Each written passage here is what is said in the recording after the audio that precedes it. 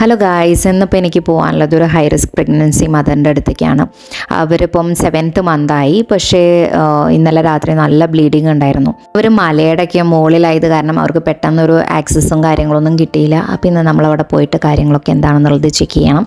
Lower line പ്ലാസൻ്റ് വന്നു കഴിഞ്ഞാൽ നല്ലോണം റെസ്റ്റ് എടുക്കുക എന്നുള്ളതാണ്. പക്ഷേ ഇവർക്ക് ഈ മലേൻ്റെ കുന്നിൻ്റെ മുകളിലോട്ടൊക്കെ അങ്ങോട്ടും ഇങ്ങോട്ടും കയറി ഇറങ്ങും. പ്രോപ്പറായിട്ടുള്ള റെസ്റ്റും കാര്യങ്ങളൊക്കെ അങ്ങനെ ബുദ്ധിമുട്ട് വരുമല്ലോ. പൊതുവേ 6-7 മാസത്തിലൊക്കെ പ്ലാസൻ്റ് ലോവർ ലൈൻ ആയിട്ട് വന്നു കഴിഞ്ഞാൽ കുറച്ച് ഒരു 9ാം മാസമൊക്കെ ആകുമ്പോഴത്തേക്കും അത് തിരിഞ്ഞ് വരാറുണ്ട് റൊട്ടേറ്റ് ചെയ്തിട്ട്. ഡിപ്പെൻസ് ഓൺ ദ കേസാണ്. അത് എന്തെങ്കിലും വേറെ ബുദ്ധിമുട്ട് ഇടയിൽ വന്നു കഴിഞ്ഞാൽ ഒന്നും പറയാൻ പറ്റില്ല. പക്ഷേ റെസ്റ്റ് എടുത്ത് പ്രോപ്പറായിട്ട് ഡയറ്റും കാര്യങ്ങളൊക്കെ കറക്റ്റായിട്ട് ചെയ്ത് കഴിഞ്ഞാൽ കുറേയൊക്കെ നോർമൽ ഡെലിവറി ആയിട്ട് വരാറുണ്ട്. ഇന്ന് പോയത് പുതിയ ഏരിയ ആയിരുന്നു. അത് കാരണം റോഡ് സൈഡിൽ ഫുള്ളും ഇങ്ങനെ പൂക്കളൊക്കെ കണ്ടപ്പോൾ ഭയങ്കര കൗതുകമായിരുന്നു. നല്ല രസമുണ്ടായിരുന്നു കാണാനായിട്ടൊക്കെ കേട്ടോ.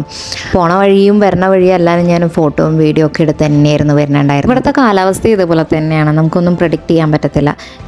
ചില സമയത്ത് നല്ല വെയിലായിരിക്കും, ചില സമയത്ത് പെട്ടെന്ന് അങ്ങ് മഴ പെയ്യും, ചില സമയത്ത് നല്ല തണുപ്പായിരിക്കും. പക്ഷേ ഈ പൂക്കളൊക്കെ കാണാൻ എന്ത് രസമാണെന്ന് നോക്കിയാൽ. മഴയൊക്കെ വരുമ്പോൾ ഇതൊക്കെ ചീഞ്ഞു പോകും, അതാ പ്രശ്നം. പിന്നെ ഇവിടുത്തെ പ്രഗ്നൻ്റ് ആയിട്ടുള്ള സ്ത്രീകളുടെയൊക്കെ ഒരു കാര്യം ആലോചിക്കുമ്പോണ്ടല്ലോ സത്യത്തിൽ നല്ല സങ്കടം തോന്നാറുണ്ട്. കാരണം ആ 9ാം മാസത്തിലൊക്കെ ഇവർ ഈ നിറവയറുമായിട്ട് 2-3 മണിക്കൂറൊക്കെ ആയിരിക്കും മലയും കുന്നൊക്കെ ഇറങ്ങി അങ്ങ് വരുന്നത്. അത് ഭയങ്കര സങ്കടമായിട്ട് തോന്നാറുണ്ട്. ചില സമയത്ത് ഓൺ ദ വേയിൽ പലരുടെയും പ്രസവവും കാര്യങ്ങളൊക്കെ നടക്കാറുണ്ട്.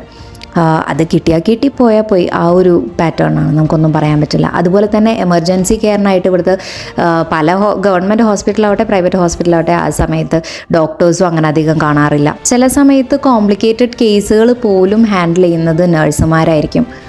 ചിലപ്പോൾ ANMs ആയിരിക്കും. ആശാ വർക്കർമാർ അത്രത്തോളം നമ്മളുടെ അവിടുത്തെ പോലെ അത്രത്തോളം ആക്റ്റീവ് അല്ലെങ്കിൽ പോലും ചിലർ അതും ഹാൻഡിൽ ചെയ്യാറുണ്ട്. അങ്ങനത്തെ ഒരു അൺപ്രഡിക്റ്റബിൾ സിറ്റുവേഷൻസ് ആണ് ഹെൽത്ത് കെയറിലും ഉള്ളത്. ഇങ്ങനെയൊക്കെ വെച്ച് നോക്കുമ്പോൾ നമ്മളൊക്കെ എത്രയോ സ്വർഗ്ഗത്തിലാണെന്ന് തോന്നും.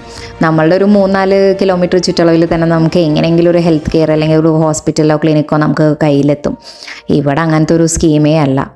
പിന്നെ പോകുന്ന വഴിയെല്ലാം ഈ മാൾട്ട കണ്ടിരുന്നു കേട്ടോ. ഇത് ഇവിടുത്തെ ഒരു ഫ്രൂട്ടാണ്, ഓറഞ്ചിൻ്റെ പോലെയൊക്കെ തന്നെ ഇരിക്കും, സെയിം ടേസ്റ്റും കാര്യങ്ങളാണ്. ഈ കാണുന്നത് ഉരുളക്കിഴങ്ങാണ്, ഉരുളക്കിഴങ്ങിൻ്റെ കൃഷിയും കാര്യങ്ങളൊക്കെയാണ് ഇവിടെ ഉള്ളത്. ഇത് ഞാൻ പോയ ഒരു പേഷ്യൻറ്റിൻ്റെ സ്ഥലമാണത്. ഏക്കർ കണക്കിന് സ്ഥലങ്ങളും കാര്യങ്ങളൊക്കെ ഉണ്ട്, കൃഷിയൊക്കെ ആയിട്ട്.